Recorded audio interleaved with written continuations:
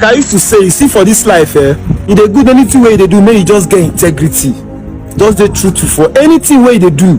They just dey truthful, just dey sincere, no matter how you won't be. They recently at least towards March, when some people go TikTok, they tell people say they're gonna give you 500k. May they begin to talk against VDM, they criticize VDM, to say they go take bring VDM down. They meet so many people, they even come meet me, say most of us decline. Most of you writers will decline, we say we don't need their money, so we go stand for truth. Because now truth they support, now no be so that VDM, no, na truth. If you see person stand for truth, you go stand for truth. You know, guy won't be. On Saturday night, one of my guys just DM me, say, Papa, say, see, somebody want to show us love for this one. Before I know, Papa, that's why I receive a laugh from Madam of Chicago, from Chicago. Now they credit us 106,000. I don't receive their laugh. Just say anonymous. The woman say, "No, don't even mention her name. Say she don't even need. May nobody even call her. They just show us love just because of VDM. The man just credit every, just show us love because say we stand for truth. Because say we dey talk truth. Because say we stand for integrity. You know, guy won't be. I think you know that time when they bring that 500k say, this time no could begin talk against. Some of us say no, we not go talk against VDM. So we go stand for truth. You know, guy won't be. What you make another people want to talk about and be say the woman don't say when anonymous, you know what anybody know. No, just I'm on the low key. But still my conscience, I say no, I must talk about that. Why not go talk about this thing? To encourage everybody, see anything way they do, stand for truth. And they tell you, stand for truth, they do what they do, no send anybody. You know, guy won't be. They stand for truth, stand for integrity. You don't know who they watch you. People they watch you. One day, now so somebody go just say, Baba, I like what they do. Send me your account number. I won't show you love. Papa, they don't credit you. You don't be your payday. So you need to stand for truth. No follow wuru, no follow shortcut. As it stands now, I don't get good name for myself. I don't get good name for my family. At least if my father see what I do, my father will be proud of me. Because I don't stand for injustice. I stand for truth. I stand for justice and equity. I don't stand for wuru. I know they follow because we know they follow money. We they follow truth. You know, guy won't be. Money no they move us. We no beg for this money. We no beg for the money. We do our own. The thing called locate us. You know why? Because we stand for truth. We stand for truth. You know, guy where it touch. So any way they do, stand for truth. You know, guy won't be. Not follow anybody and tell you say this and this and with the find money on. Stand for truth. God they see you. God they see you. God rewards truth. God rewards integrity. You know, guy won't be. My mentor always tell me that integrity is the price of success. Integrity is the price of success. When VDM be started out, people they say see this but the guy is truth for truth. He continue on that path. Today now if VDM now talk say you don't 100 million in 3 hours, he go get her. In 1 hour self, he go get her. You know why? The guy don't build that integrity. People don't trust. They don't get that fan base. You know, get where it touch. Peace and love.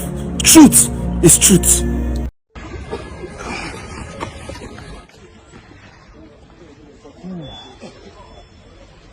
They won't kill us.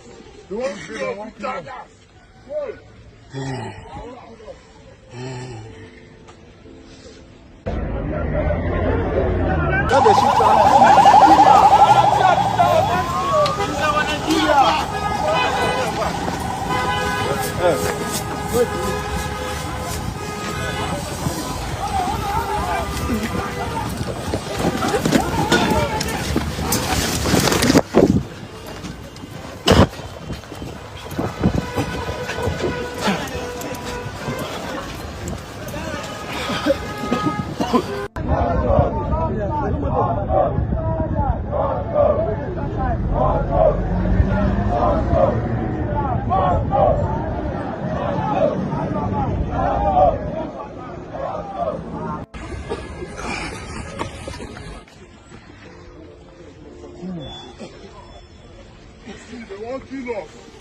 Okay, so this thing I'm about to say now will offend a lot of persons, but I think it's high time I said it. This may bring other forms of interpretation, but I'll say it however. See, until we are ready to overcome tear gas, until we are ready to overcome minimal use of force to expunge, to repel us from protest, we should not be protesting in Nigeria anymore. And I say that with all humility and with respect to every single Nigerian that has put Nigeria first and that has been on the street demanding for better governance. And I honor all of you. But you see, all of this dispersing that happened in the most minimal way is becoming very disrespectful to the cause that we belong to. And I'm not saying that you guys you don't have a right or you have done something wrong. It's just the fact that we are still not ready. And let's allow them to continue to have the right until we are ready. I swear to God, because it's getting... These guys will never allow 2020 October 20th to happen again. Never. That particular situation where Nigerians all over the country gathered in various places and then began to demand for a better Nigeria. It was... See, these guys, a politician told me that they were at the brink of saying, what have they done? So, and then they were all scared. The man that was going to take over power from Buhari was scared to say what is going to happen. And then they started to look for any means whatsoever. So they had to use another level of force to dispel that particular push of the young people. So right now, it is now an agreement between them not to allow it to even happen in the first place. From stage one, they dispel. And all of this tear gassing we see. So if as Nigerian youth, we're not ready to face tear gas, we're not ready to take it. And this is not me again disrespecting your hustle or your push for Nigeria. At this moment, we should hold on. Let's stop protesting. If all of us as Nigerians need to start to brace up to the fact that power is not going to be served in an a la carte, right? Just the way he got to power. We cannot take over. We cannot change these rules. See, this is called civil disobedience. And don't expect these people to give it to you by just asking. These guys benefit from all of this system. We still think that these guys do not know what they are doing.